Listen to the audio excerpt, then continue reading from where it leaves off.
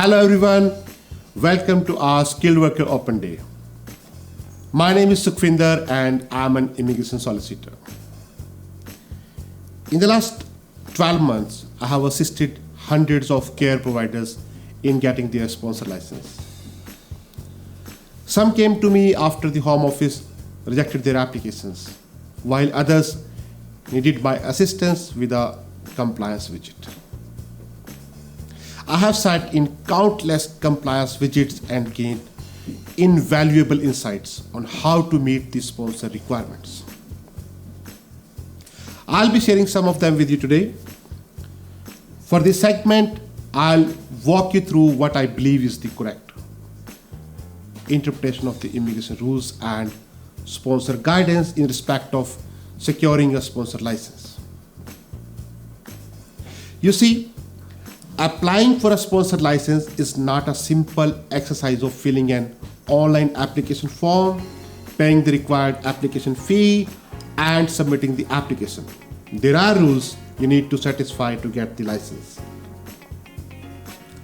Sponsorship is based on two main principles.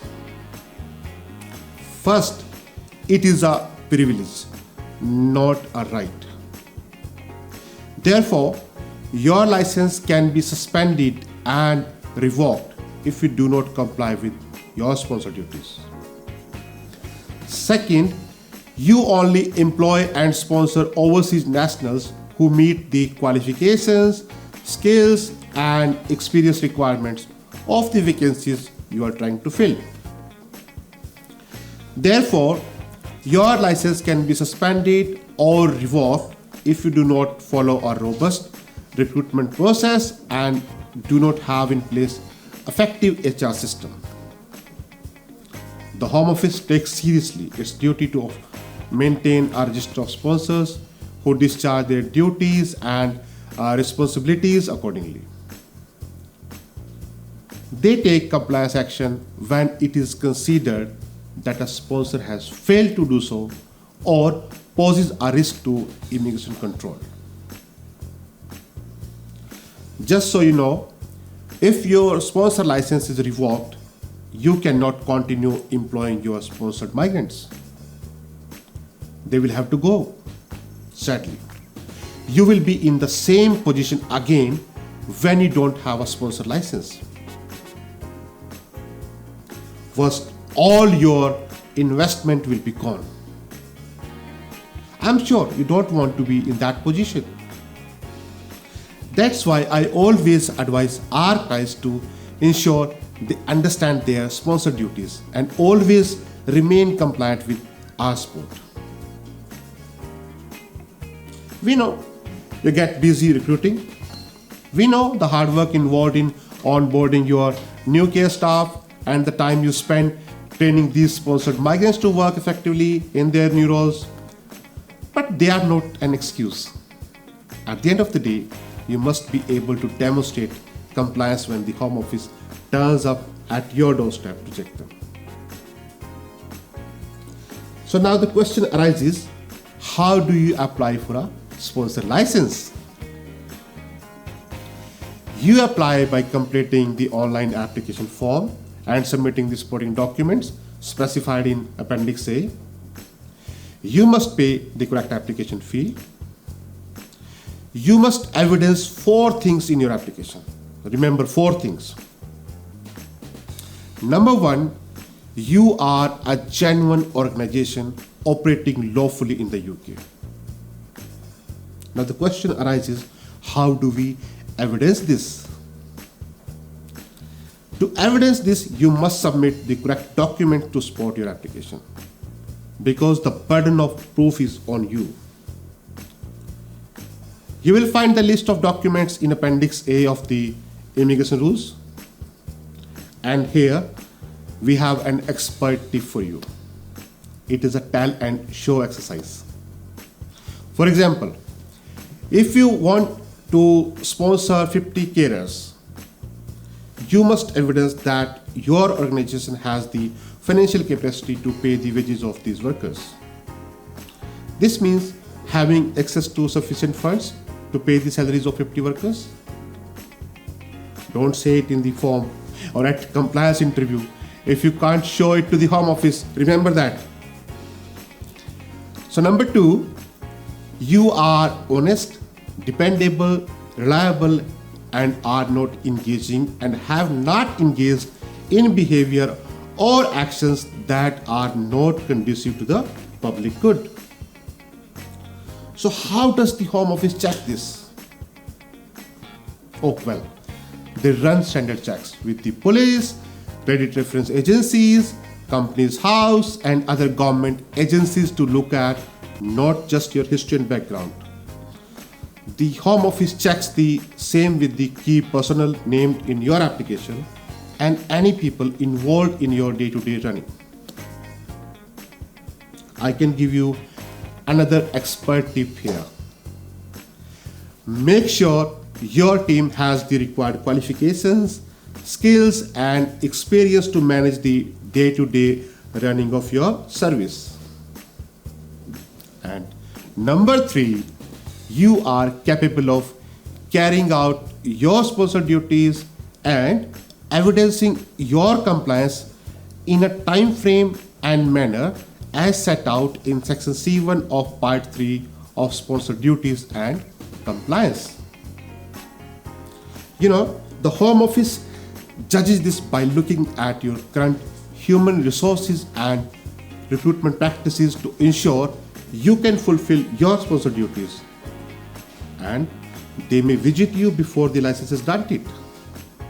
Hear me carefully. The Home Office spends time scrutinizing this aspect of the sponsor license application. This is where you must tell the Home Office the following things. Why are you applying for a sponsor license?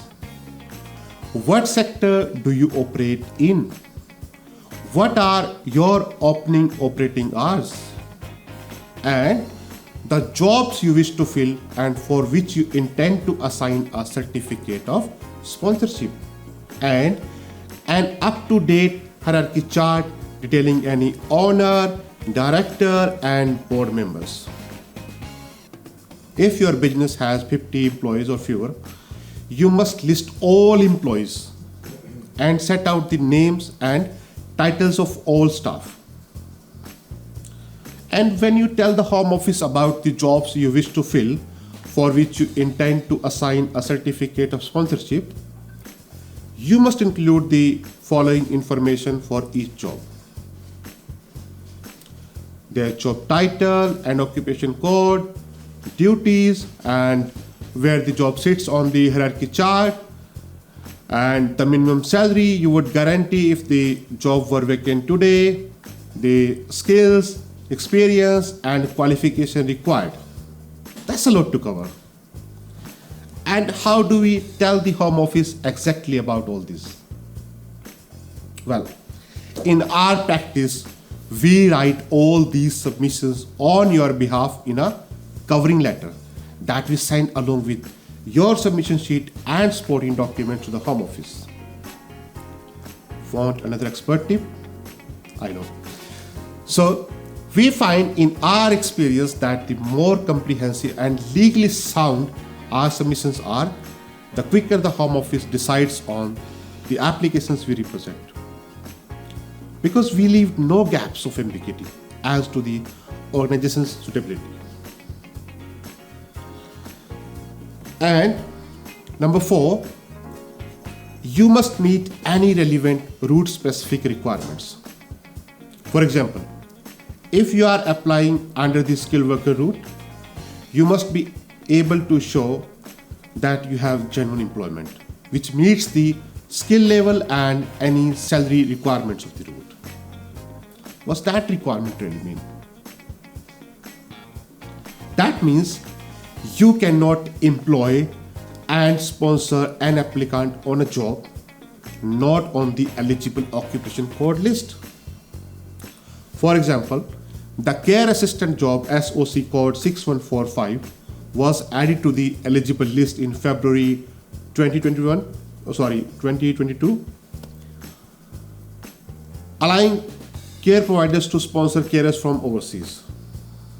Under this code, the requirement is that you must pay an hourly rate of at least 10.10 pounds, not lower than this, or your sponsor license application will be rejected. Another expert tip is the Home Office will review the list in 6 months and may remove this SOC code 6145 from the list. So recruit now while you can. So let's do a recap. You need to evidence 4 things when applying for a sponsor license. First, you are a genuine organization operating lawfully in the UK. Second, you are honest, dependable, reliable, and are not engaging and have not engaged in behavior or actions that are not conducive to the public good. Third, you are capable of carrying out your sponsor duties and evidencing your compliance in a time frame and manner set out in section C1 of part 3 of sponsor duties and compliance. Fourth, you must meet any relevant route specific requirements. Recently, I had an interesting experience with the Home Office compliance officer. Somehow, it changed my perception of how they assess sponsor license applications and make decisions based on the answers given by the care providers at compliance visit. For your information, the compliance officers do not make the decisions on your sponsor license application. It is the caseworker in Sheffield. The compliance officer prepares a report after the visit, and this report is sent to Sheffield.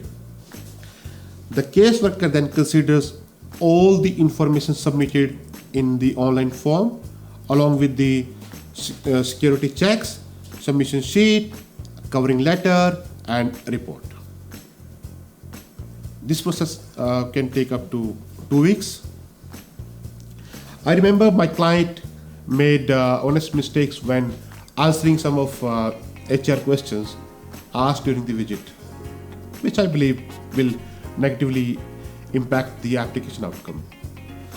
So I put forward further submissions, corrected the honest mistakes committed by my client, and used the time between the report being sent to Sheffield and the time required of the caseworker to consider the application.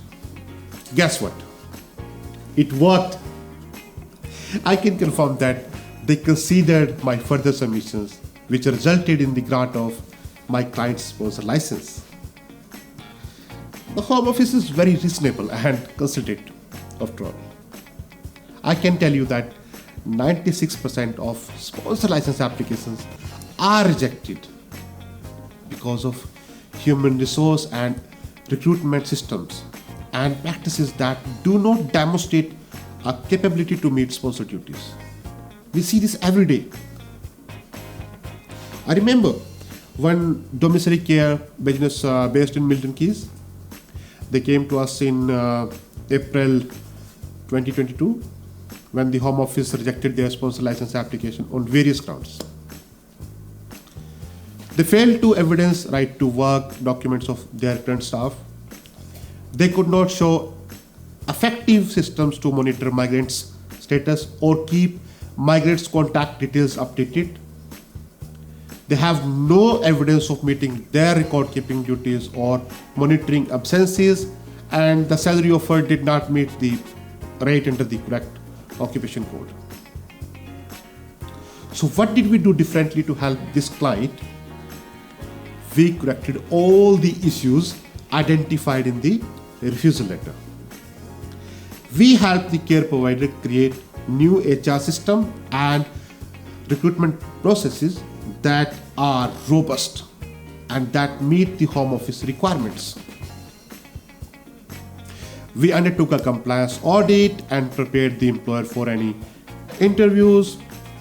We attended during the pre-license visit and provided further information requested by the compliance officer after the audit. The result: they got their sponsor license 2 weeks later. They were pleased, of course. But more so, The license allowed the client to fill their care vacancies overseas, resulting in a new capacity to accept care packages. Amazing, isn't it? So this is the power of Sukhvinder.